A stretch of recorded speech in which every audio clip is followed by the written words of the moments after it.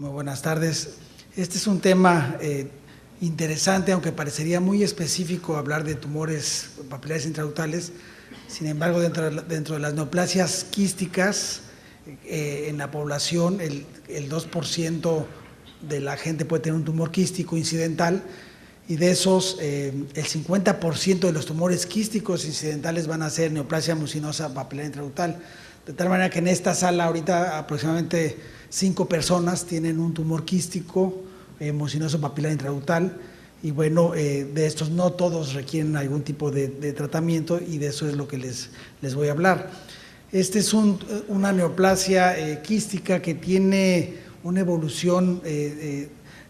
particular. Se describió hace muchos años por primera vez como una papilomatosis del conducto pancreático, pero fue hasta 1982 cuando ya se describió una neoplasia productora de moco particularmente y que dilataba el conducto pancreático, hasta llegar al 96, 98, donde ya se integra una entidad conocida como neoplasia mucinosa papilar intraductal por la Organización Mundial de la Salud. Esto también al paso de los años ha sido diferente la presentación y la descripción de estos tumores, y vean ustedes esta serie de Hopkins, como hasta los años casi 2000 es cuando empiezan a aumentar los números, la identificación de estas resecciones, y bueno, debido a la mejoría en los métodos de imagen y a las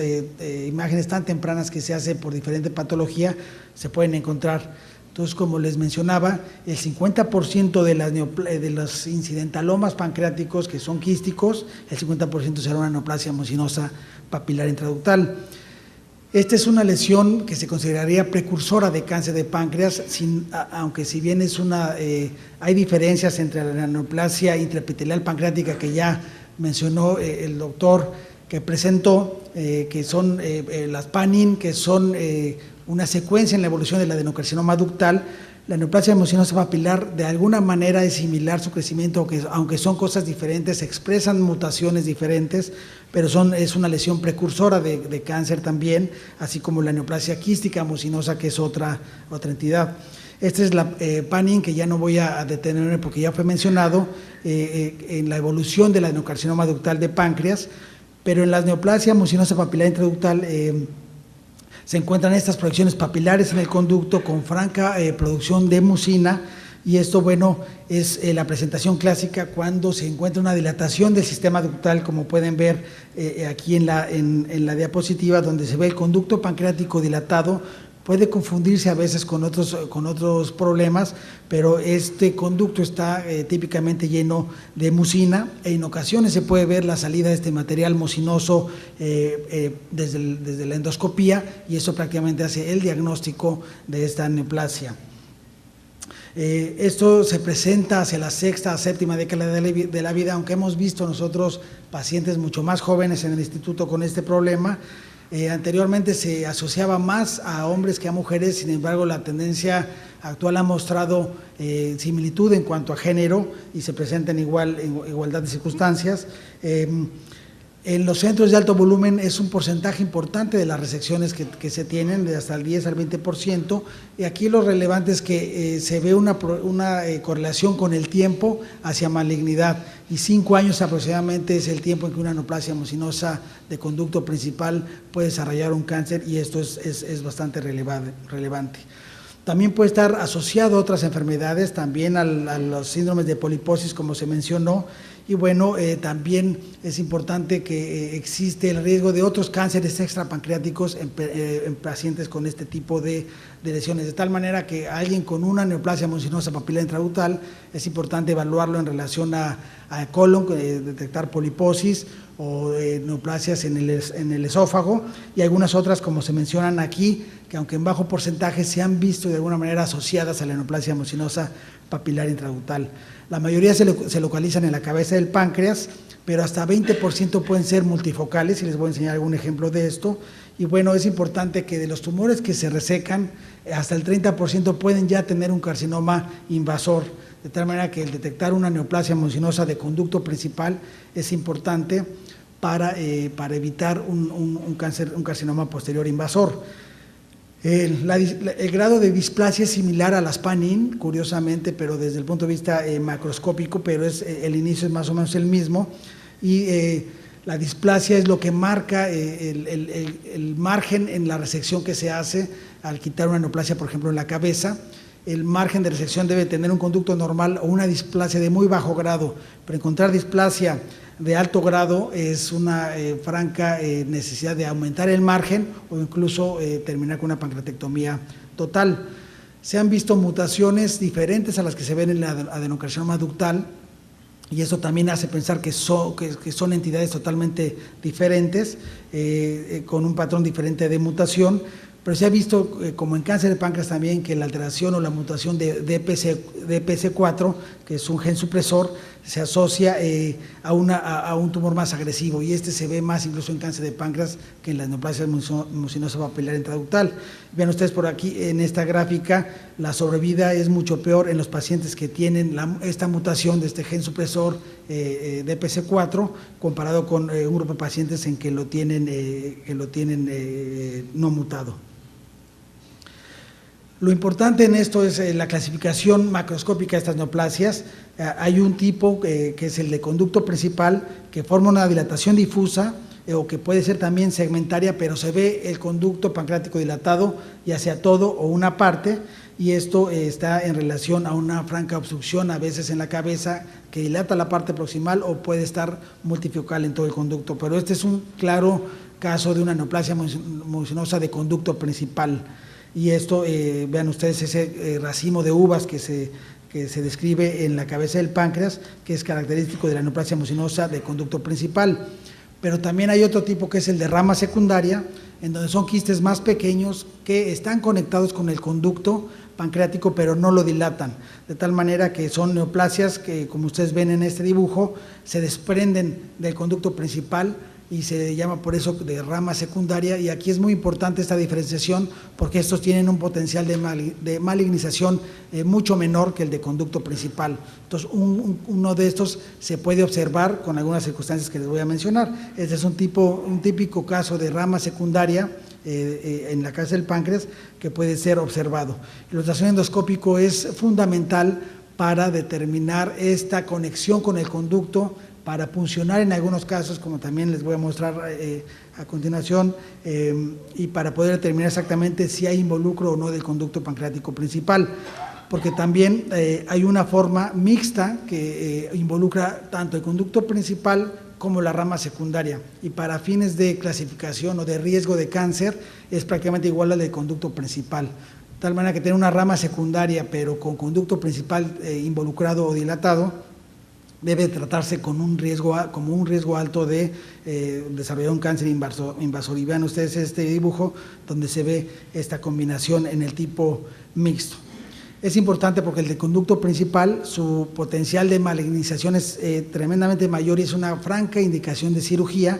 cuando se ve, por ejemplo, el de rama secundaria, que puede tener una media de 24% en el riesgo de cáncer, pero aún lo tiene. Entonces hay que vigilarlos sin duda, los de rama secundaria, y el tipo mixto, que también tiene un potencial de cáncer bastante alto, por lo que se deben de resecar. La mayoría de los de rama secundaria no dan síntomas y son los que más encontramos como incidentales, y cuando dan síntomas generalmente ya son o mixtos o de rama principal. Ya cuando empieza a haber síntomas de pancreatitis, ictericia o pérdida de peso, ya no hay mucha relación de si es de rama secundaria o conducto principal, y la indicación quirúrgica podría ser la misma para todas estas. Vean ustedes cómo el desarrollo de malignidad entre los sintomáticos o asintomáticos es importante, como se ve en la primera tabla, pero en general, y cuando se ve ya particularmente entre conducto principal o rama secundaria, entonces cómo hay diferencias en el potencial desarrollo de un carcinoma y una neoplasia de conducto principal sintomática es el mayor riesgo de tener un cáncer ya asociado a una neoplasia de rama secundaria asintomática. Tiene la menor posibilidad de cáncer, como se ve en la segunda gráfica. Cuando un paciente con un quiste entonces tiene síntomas, hay que tener mucho cuidado de que ya puede estar en un grado más avanzado. Entonces, los factores que se reportan asociados a progresión maligna son la sintomatología asociada, el involucro al conducto principal, el grado de dilatación es importante, arriba de 1 centímetro, de 10 milímetros es prácticamente una indicación franca de mucha preocupación de un carcinoma, pero arriba de 5 milímetros en general ya se considera normal y bueno, es importante tener esto en cuenta para poder ver qué pacientes requieren cirugía inmediata. Esto es importante también en cuanto esta gráfica, en cuanto al tipo macroscópico que les menciono. Vean ustedes como los de rama secundaria, que es la rama en azul, tienen mucho mejor sobrevida que cuando involucran al conducto principal. La clasificación morfológica del epitelio es muy importante. Los tumores quísticos de rama secundaria tienden a tener un epitelio gástrico, a diferencia de los de conducto principal, que es pancreatobiliar, y esto es importante porque el pancreatobiliar tiene la mayor posibilidades de desarrollar carcinoma que el epitelio gástrico. Y esto se detecta por múltiples formas, como la expresión de proteína MUC2 o MUC1, pero el epitelio gástrico, que es el de rama secundaria, cuando desarrolla un carcinoma, lo hace de manera mucho más agresiva, y esto tiene que ver con el tipo de tumor que se menciona, tubular o coloide, pero lo importante aquí es que el gástrico, el de la rama secundaria, cuando desarrolla cáncer son muy agresivos, de tal manera que un tumor de rama secundaria debe ser muy cercanamente seguido para detectar cualquier cambio que indique también una resección inmediata. Y como ustedes ven, también este tipo morfológico tiene mucho que ver con la evolución. Nuevamente el gástrico tiene mucho mejor sobrevida porque raramente se hacen malignos, y el pancreatobiliar es el del peor pronóstico y de mayor agresividad.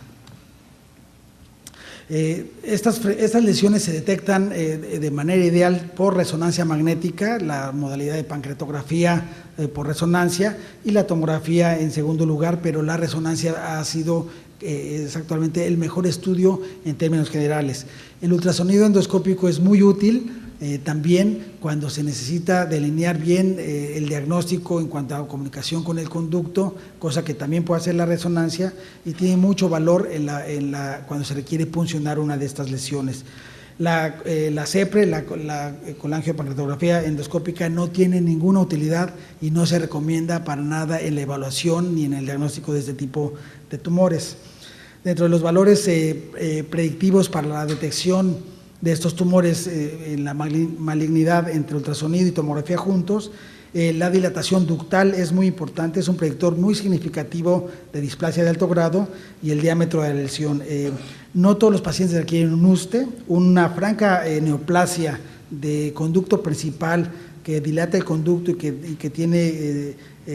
cierto tamaño, arriba de 2.5 centímetros, es muy confiable para predecir displasia de alto grado y para pasar directamente a la cirugía. Entonces, ¿cuáles son los criterios de resección? Una neoplasia mucinosa de conducto principal o mixto. Cuando hay francos síntomas obstructivos como ictericia obstructiva, hay mayores posibilidades de malignidad. Cuando es de rama secundaria, pero tiene estigmas de alto riesgo, y estos sí se pueden ver muy bien por ultrasonido endoscópico, y esos son básicamente nódulos adentro de este quiste de rama secundaria, o sea, un componente sólido, y si hay dilatación del conducto, lo que le haría un mixto. Y bueno,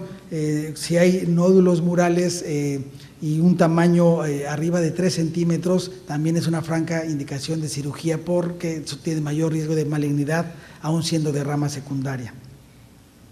Algunos de los neoplasias son multifocales, y esto hemos encontrado, les voy a enseñar un ejemplo a continuación, y estos, cuando son multifocales de rama secundaria, deben considerarse con los mismos criterios que cuando es uno solo, es decir, si tiene uno de los múltiples tiene nódulos y un mayor tamaño, pues hay que resecar ese, y si los demás se pueden quedar en su lugar. Y si todos tienen criterios de mal pronóstico, bueno, pues entonces podría hacerse una pancreatectomía total. Pero en términos generales se pueden observar Alguien que tiene antecedente familiar de cáncer de páncreas, como se mencionó, con 2 o 3 familiares con cáncer de páncreas y tiene estas lesiones multifocales aún de rama secundaria, podría ser discutida la posibilidad de una pancreatectomía total, ya que son lesiones francamente precursoras de cáncer de páncreas. El seguimiento pues es variable de acuerdo al tamaño del tumor. Si es un tumor pequeño, menor de 2 centímetros, puede hacerse seguimientos anuales, pero a mayor tamaño o desarrollo de datos de sospecha como nódulos intramurales, entonces el seguimiento debe ser incluso más corto. Cuando estas neoplasias se operan a tiempo y no hay carcinoma invasor, la sobrevida es muy buena con curación.